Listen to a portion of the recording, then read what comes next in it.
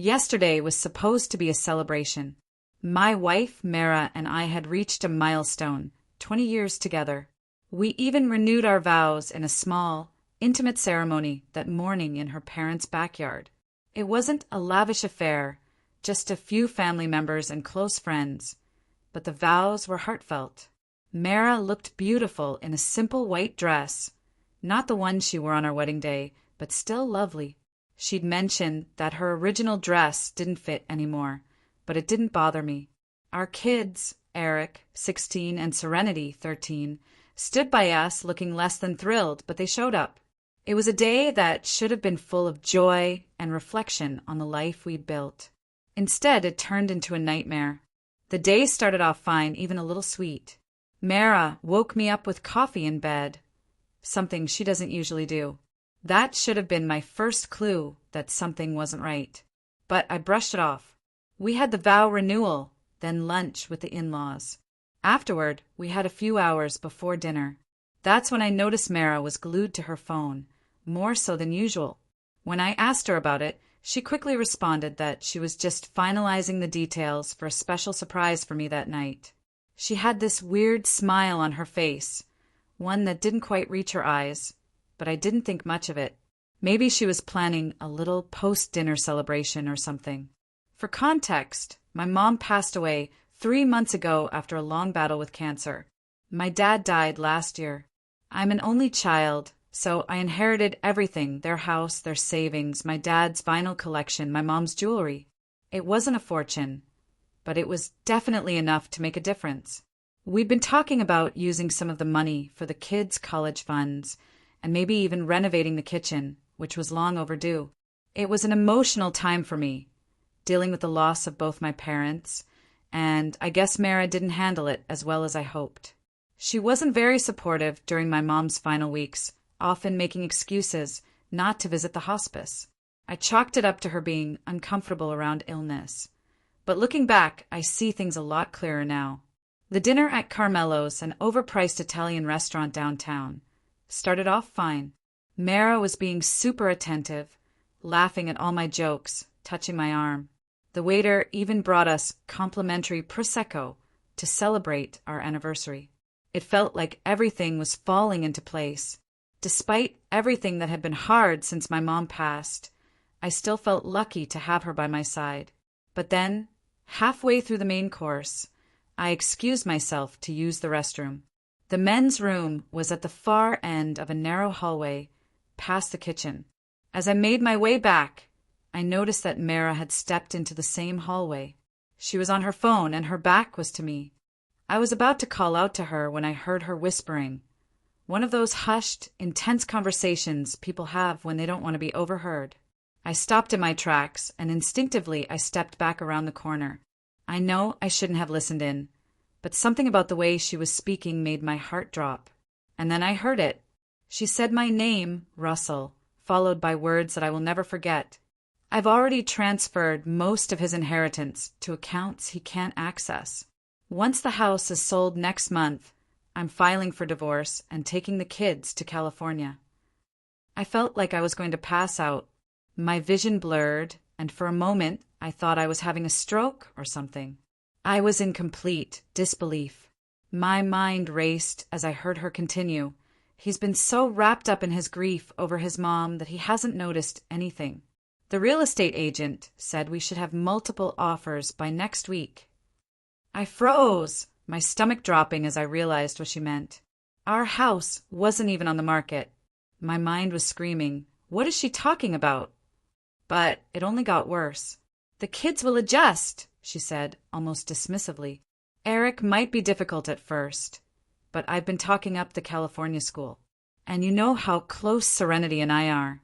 Plus, they barely see Russell anyway, since he's always working or was taking care of his mom. I couldn't believe what I was hearing.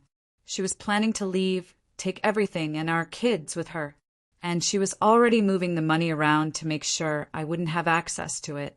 I don't know how long I stood there, listening, too stunned to move.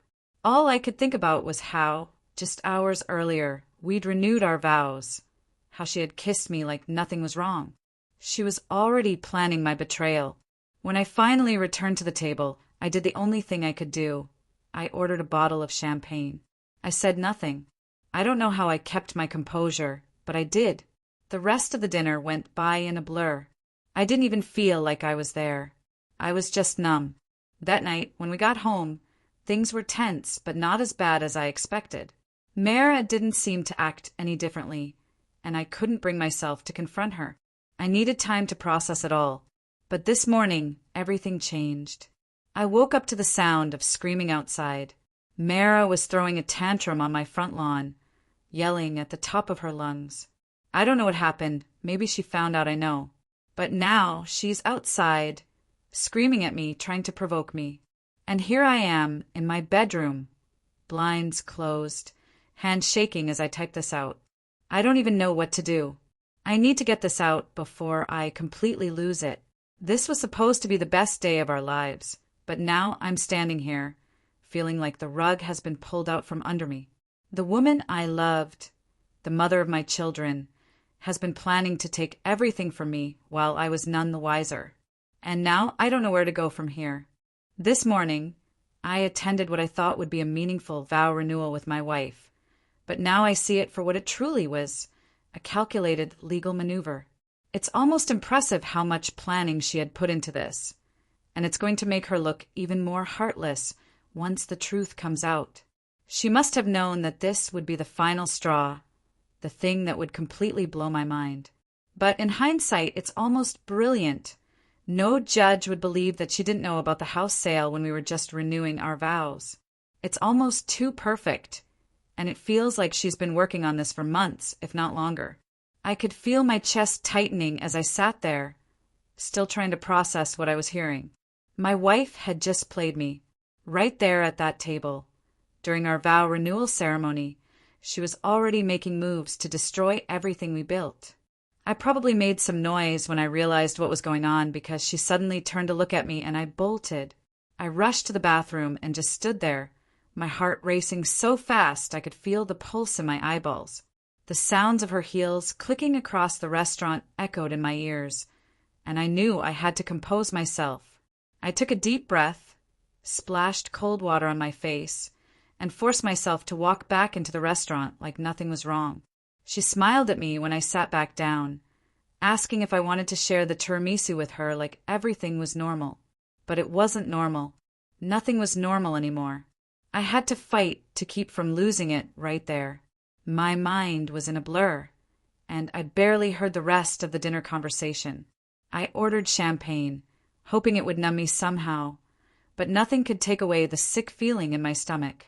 Every time I looked at her, this face I had woken up to for 20 years, I couldn't recognize it anymore. It was like I was sitting across from a complete stranger. Every smile, every laugh, every sweet word felt like a mask now. The whole night, she was under the table, checking her phone. I knew she was texting her brother or maybe some guy named Marcus, probably making arrangements for her new life, and I was footing the bill for it. The drive home felt like an eternity. She kept reaching for my hand over the console, and I let her. What else was I supposed to do? The man I thought I was, the man who trusted her with everything, was gone. I needed time to think, but my brain was running on fumes, racing with questions I couldn't answer. How long had she been planning this? How much had she already taken? Was she really that unhappy all these years? Where was she going to go? Was it all for him? When we got home, she tried to initiate sex. It felt like a sick joke at that point. I had never turned her down before, but that night I faked a migraine. I said I needed to lie down. She looked annoyed but said she understood, and I saw the look in her eyes. It wasn't the first time she'd been annoyed at me, but it felt like the first time I realized how little she cared about me. When she went into the bathroom to get ready for bed, I knew I couldn't wait any longer. I pulled out my phone and checked our joint accounts. She'd already cleaned out most of the money, leaving just enough for the bills and groceries. I opened the safe where I kept some of my mom's jewelry, the stuff I couldn't bear to look at after her death, and my dad's watches, the ones I planned to give to Eric one day. All gone. I waited until she fell asleep. Then I grabbed my things, packed a bag with essentials, and went downstairs to get my laptop. My stomach dropped as I started going through emails she'd sent. The first was to a real estate agent about selling our house. The house I thought was still ours. Then there was another thread with a school district in San Diego. And the worst one, an email chain with a guy named Marcus, who seemed to be the fresh start she had been planning. I spent the rest of the night making calls. First to my buddy Stephen, who let me crash at his place for a few hours while I sorted through the mess in my head. Then to my sister Anna, who lives a few hours away, just to hear a familiar voice. By 6 a.m., I had a locksmith changing the locks on the house. I had packed up anything irreplaceable, and I wasn't going to leave anything to chance. When Mara woke up and realized I wasn't there, she immediately started blowing up my phone. But I didn't answer. I went straight to the bank as soon as it opened, where I explained everything. By 9 a.m., I was at the bank, and at 11 I met with my lawyer, Joan. She was quick, typing everything I said into her laptop as fast as I could speak. We filed emergency motions to freeze our assets and prevent the house from being sold. I was sitting in my car outside of Joan's office when Mara's first voicemail came through. It was hysterical. She was screaming at me, calling me overreacting, saying she could explain everything. I didn't listen to the rest. I blocked her number and headed back to the house. When I got there, I knew Mara would be at her yoga class. I grabbed what I could, more of my stuff, the kids' important documents, and left a note taped to her vanity mirror. It simply said, "I heard everything at the restaurant. Lawyer up." When I left, I knew things were never going to be the same. Mara was starting to blow up my phone again, trying to call me. By now, the neighbors were starting to gather around. Nosy Mrs. Peterson across the street was practically sitting in her front yard, watching the whole thing unfold. When Mara finally realized what was happening, she had a complete breakdown. She was banging on the front door, screaming like a woman possessed, mascara running down her face. I sat in my car, watching her like a stranger. The woman who had been planning to take everything from me, from our children, from my parents' legacy, was out there in front of me. When I finally got out of the car, she saw me. The screaming stopped. Her face shifted from rage to relief. She ran toward me, but I couldn't help it. Everything I had once felt for her just seemed to disappear. There was nothing left to save. Now, I'm sitting here, trying to make sense of it all. I have to tell Eric and Serenity what's been going on. They deserve to know the truth. I won't let her manipulate them like she's been trying to manipulate me. Tonight, I'm taking the kids. I'm laying everything out for them. Everything I've discovered about the money, the house, the lies. It's going to break their hearts, but I can't let her win. I've only just begun. She came toward me, arms outstretched like we were in the middle of an airport reunion scene. But I sidestepped her, letting her stumble in those ridiculous, overpriced sandals she always insisted on wearing. That's when the gaslighting Olympics began. According to Mara, I had completely misunderstood her conversation with Cannon. The money transfers weren't anything sinister. She claimed they were just a way to reorganize our finances for tax purposes. The California trip?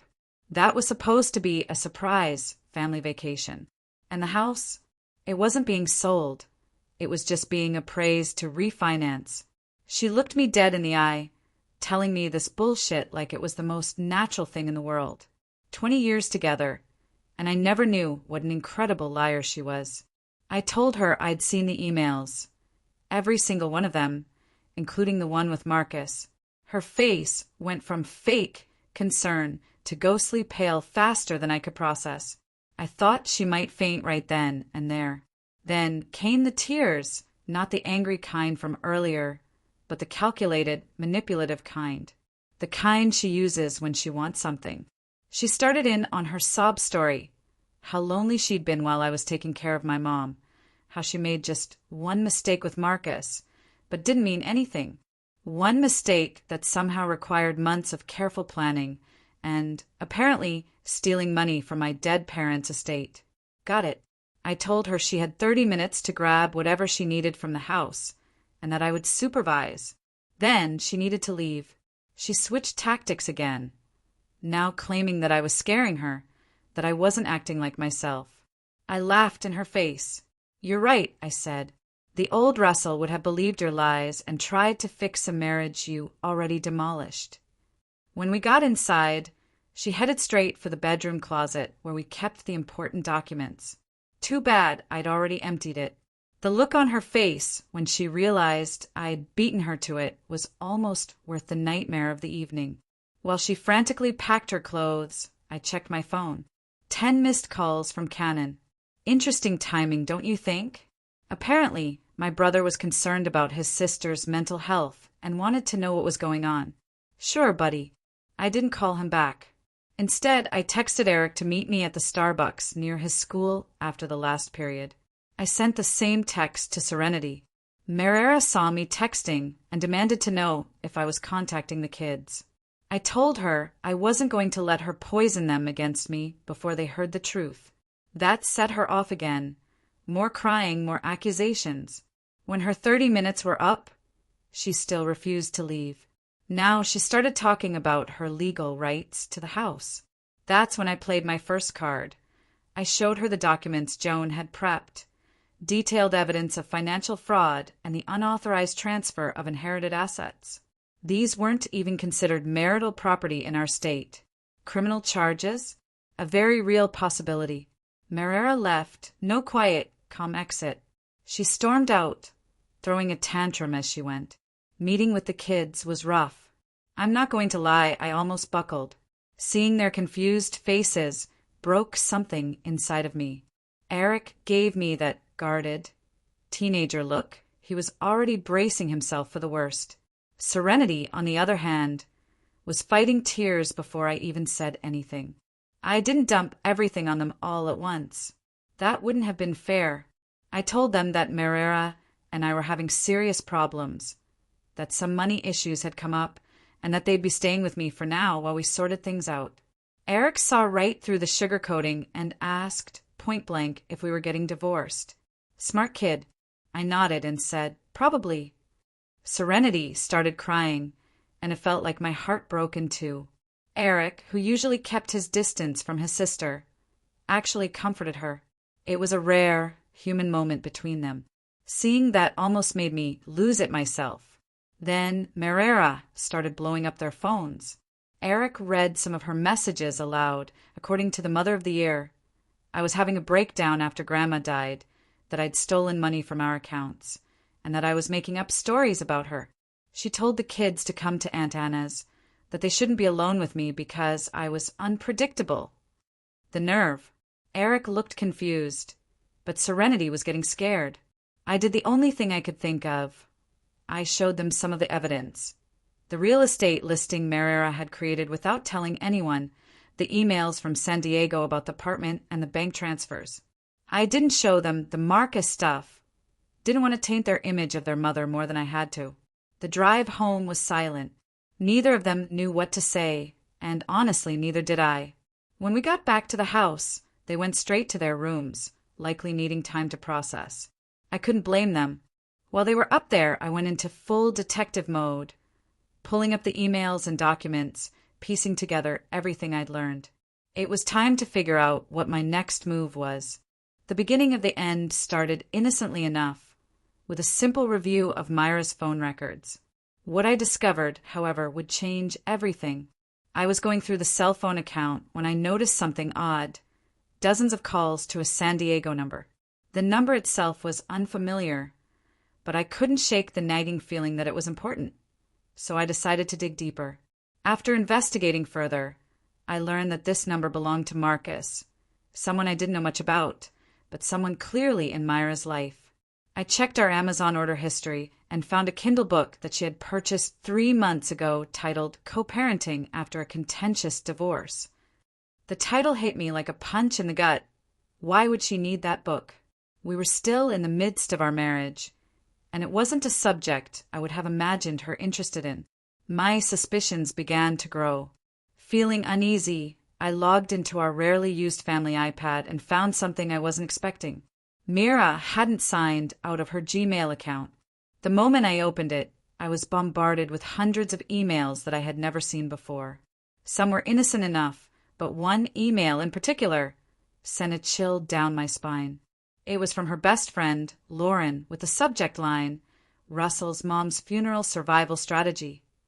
The email was a detailed account of how Mira should behave at my mother's funeral, how she should keep up appearances and stick to the plan until they could make their exit.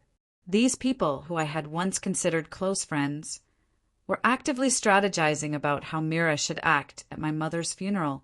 They were already planning her escape, and worse, using the death of my mother as a means to manipulate and deceive.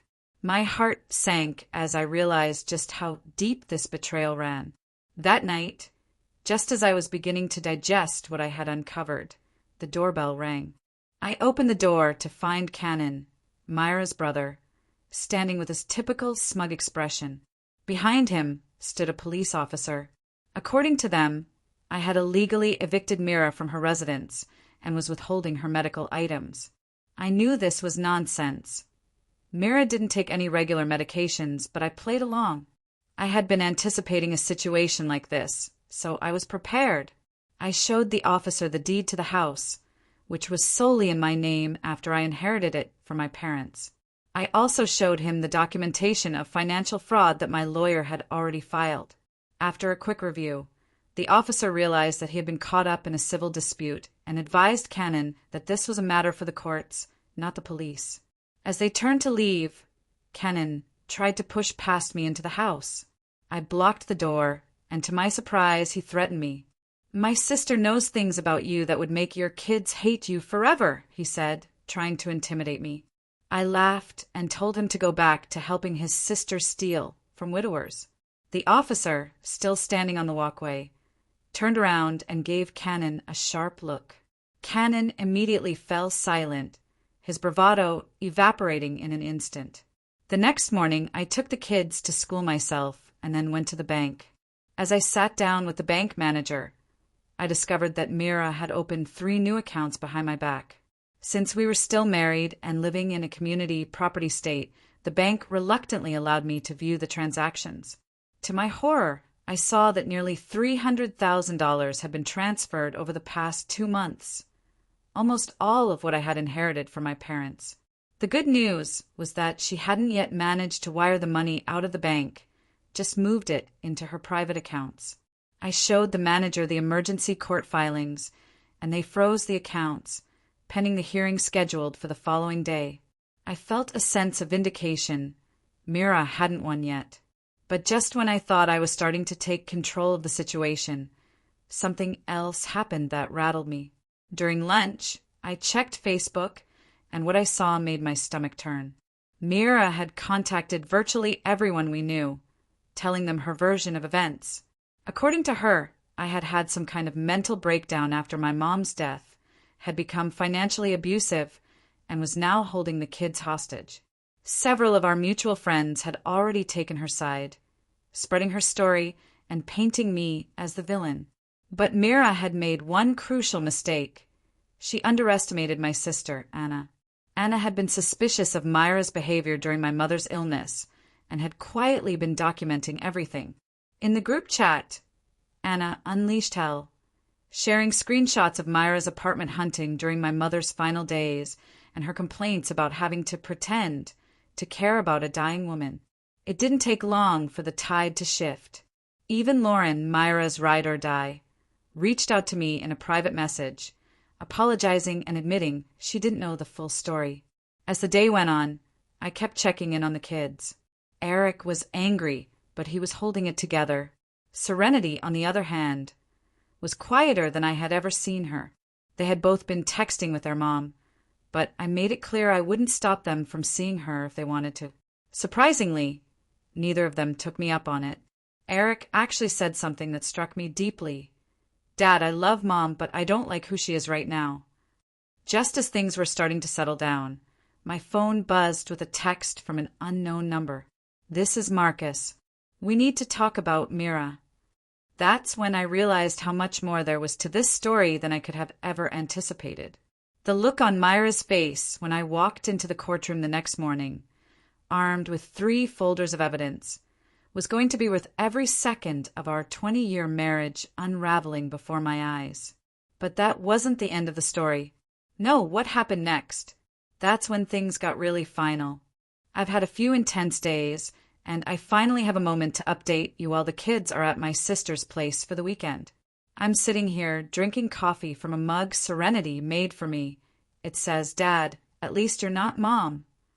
Kids have a savage sense of humor I never knew about. Anyway, where was I? Right, Marcus texted me. Bet you didn't see that plot twist coming. Neither did I.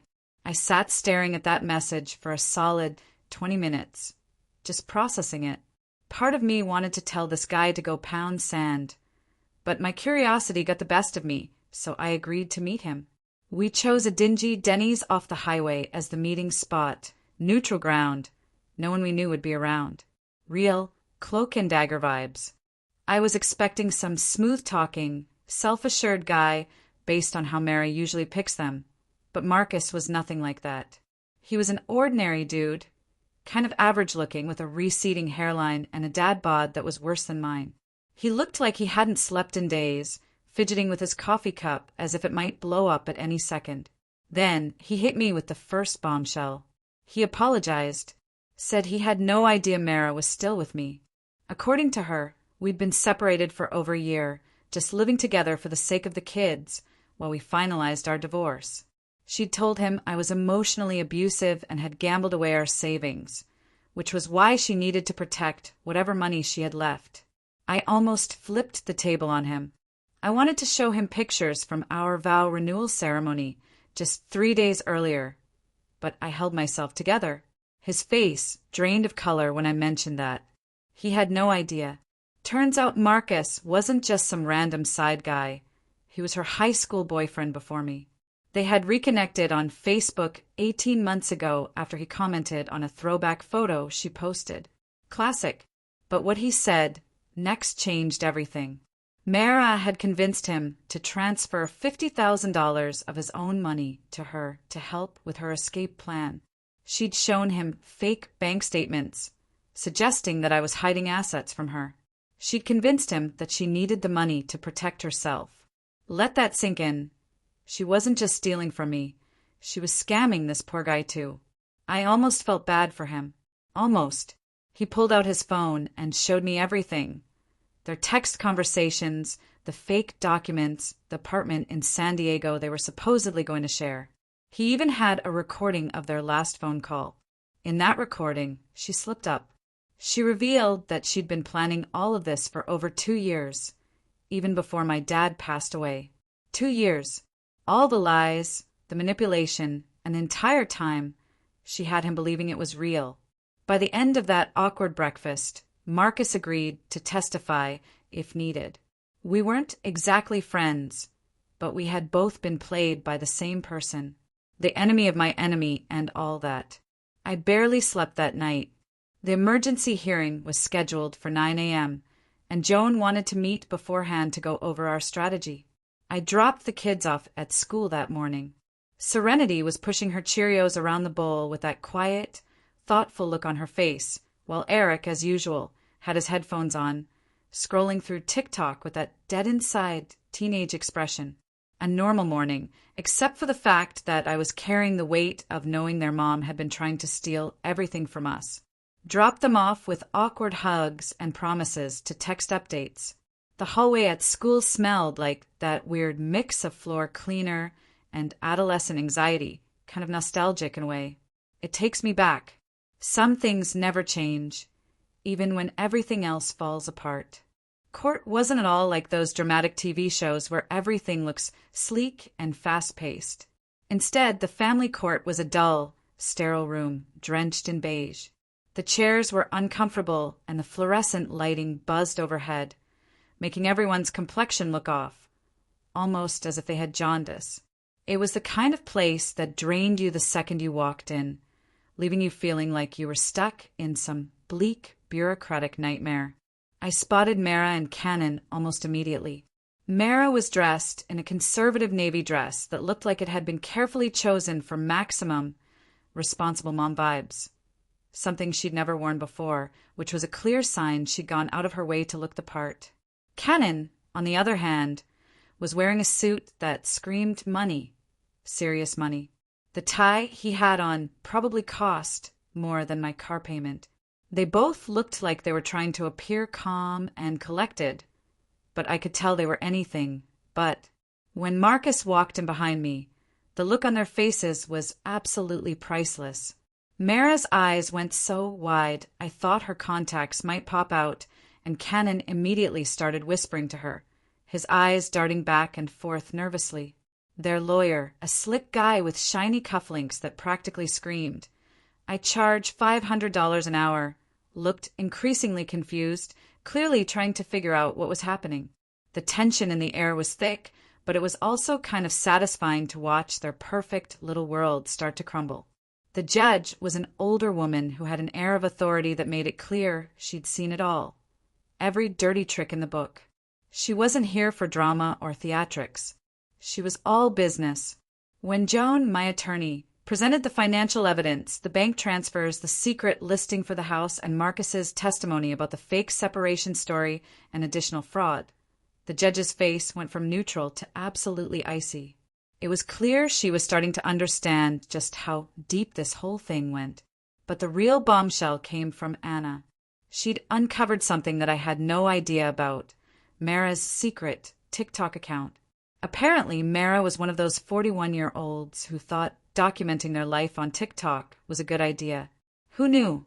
Anna had spent days combing through it, and what she found was a series of cryptic videos and posts that made it clear Mara had been planning her escape for months. None of it was explicitly incriminating, but there were plenty of posts with captions like, "Setting yourself free after 20 years," and "When he thinks you're planning an anniversary but you're planning a new life," all time-stamped before my mother died. That was the kicker. This had nothing to do with feeling neglected during my mom's illness like Mara had claimed. This was a well-orchestrated escape plan that had been in the works long before that. The sight of the judge watching TikTok videos on her computer in the courtroom while Mara squirmed in her seat might have been comical if it hadn't been so pathetic. The contrast of Mara, who had spent months carefully building this narrative of victimhood, now trapped by her own digital breadcrumbs, was jarring. Watching her face go pale as the judge scrolled through video after video felt like a slow-motion train wreck. When Mara finally spoke, she tried to put on her usual act, the tearful victim routine. She claimed that I'd been emotionally distant for years, which was debatable. I mean, who isn't a little distant sometimes, right? She also said that she had felt trapped and that the money was just her way of ensuring security because she was too afraid to confront me directly. She even tried to suggest that Marcus was lying in order to get back at her for ending their brief affair. The judge wasn't buying any of it. She cut Mara off mid-sob and got straight to the point, asking her about the real estate listing. Mara claimed she was just exploring options and had never intended to sell the house. The judge didn't hesitate. She pulled up the signed contract with a real estate agent that Mara had authorized, confirming the sale. When the judge asked if that was Mara's signature, she had no choice but to admit it was. By the end of the hearing, the judge had granted my emergency petition to freeze all assets until the full divorce proceedings took place. I was also granted temporary full custody of the kids, while Mara was only allowed supervised visitation until a proper custody hearing could be held. Most importantly, the judge declared that my inheritance was separate property, something Mara had no right to touch, let alone transfer. And on top of all that, the judge mentioned potential criminal charges for the financial fraud, though she made it clear that it would be up to the district attorney to decide whether to pursue those charges. Watching Mara's carefully constructed plan collapse in real time was both satisfying and heartbreaking. We had spent 20 years together, and now it was all unraveling in a way I had never expected. It was hard to fully process the weight of it all, especially when I saw Mara, once so confident and self-assured, sobbing uncontrollably in that beige courtroom. It was like watching someone's life fall apart, and there was no going back from it. The aftermath was predictably messy. After the hearing, Cannon confronted Mara in the hallway. I don't know exactly what was said between them, but from the look on his face, I could tell he was furious. There was no way he hadn't been dragged into this mess, despite all his money and connections. Mara's perfect world had just come crashing down, and she was left holding the pieces. But as much as I felt for everything that had happened, there was still a part of me that felt a strange sense of relief. The truth was out, and at least for now, I had my kids and my peace of mind. Whether or not this would be the end of it, I wasn't sure. But at least in that moment, I knew I was on the right side of things. The courthouse hallway stretched out longer than I expected. My brother had no idea just how deep her lies went. He'd been helping her all along, convinced that I was financially abusive. When he finally realized the truth, that she'd been deceiving him too, he completely snapped. He called her a disgrace to the family and walked out, and I haven't seen him since. Telling the kids wasn't easy. We sat around our kitchen table, the one with the wobbly leg I still hadn't fixed, eating takeout pizza because cooking felt impossible. I stuck to the facts, careful not to demonize their mom. They'd have to sort out their own feelings about her actions.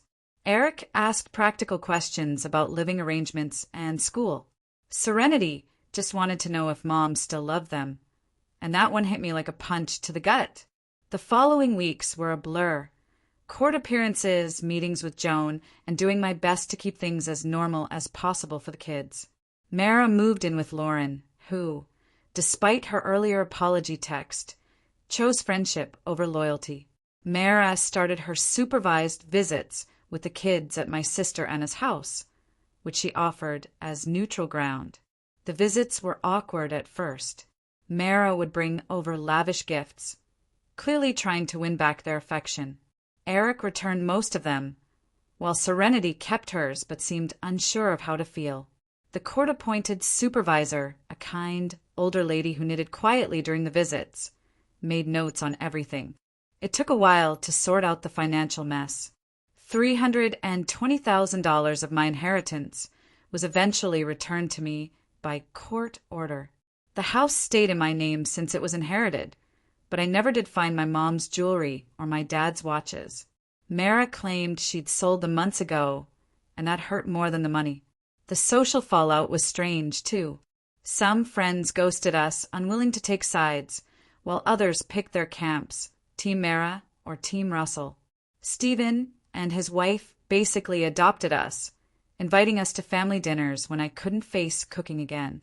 Serenity started joining her friends on mall trips, thanks to their parents who included her. People really do show up for you when you least expect it. Work was a challenge with all the court dates and emotional turmoil, but my boss was surprisingly understanding. Turns out his first wife had pulled something similar, though with much less money involved. He allowed me to adjust my hours temporarily, which made juggling my new single dad life much more manageable. About 2 months after everything fell apart, my online dating profile started getting recommendations, suggested friends popping up on Facebook. Apparently, the algorithm had sensed the shift in my life. I'm still adjusting to life on my own. I'm not ready to dive back into the dating scene, not yet, maybe not for a long while. The kids are settling in, though it's been a roller coaster. Eric's grades took a dip at first, but once we found a routine, he bounced back. Now he spends more time in the garage with my dad's old tools, crafting these detailed wooden boxes, using the sawdust to sort through his emotions. Serenity had a rough patch too. She'd call Mara every night in tears, then go weeks without speaking to her. They're finding their way now, trying to figure out a new normal. As for Mara, her California plans are on hold. The court told her she can't leave the area until the custody situation is sorted. After the hearing, Marcus completely disappeared on her. She's working at a boutique downtown, and I saw her once in the grocery store. The encounter lasted about 7 minutes, but it felt like an eternity, standing in the cereal aisle, both of us making awkward small talk while strangers stared at us. It's been 6 months since the divorce was finalized, quicker than I anticipated. The judge gave me primary custody, with Mara getting every other weekend and Wednesday dinners. She kept her car, clothes, and personal items, Well, I got the house, the inheritance, and what little savings we had left. She's ordered to pay child support, which feels odd since she was always the one handling the family finances. The house still feels quieter without her, even with the noise of 2 teenagers around. Some mornings I wake up and for a split second, I forget what happened, like everything is normal again. But then reality hits, and I have to get up and face another day, rebuilding from what's left. Last night, Serenity found an old anniversary card from Mara while looking for school supplies on my desk. The card was full of promises about forever and growing old together. She asked if I was sad about losing that future. Smart kid, asking the tough questions. I told her I wasn't sad about losing something that was never real. The Mara I thought I knew, the one who wrote that card, wasn't really who she seemed. I'm sad about that, but not about losing the woman who could smile at me over dinner, knowing she was planning to destroy me. I'm still trying to figure out what our new normal is, taking it one day at a time. The bathroom sink is leaking again. Eric needs new soccer cleats, and Serenity's dealing with friend drama that I can barely keep up with. Life moves on, messy and imperfect, but at least it's real now. As for Mara, her TikTok is still active. Her latest videos are all about healing from narcissistic abuse and rediscovering yourself after a divorce. The comment section is filled with strangers offering support, none of them knowing the real story.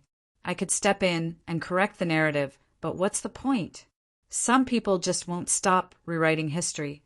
As for me, I'm focused on writing a better future for the 3 of us who are still here.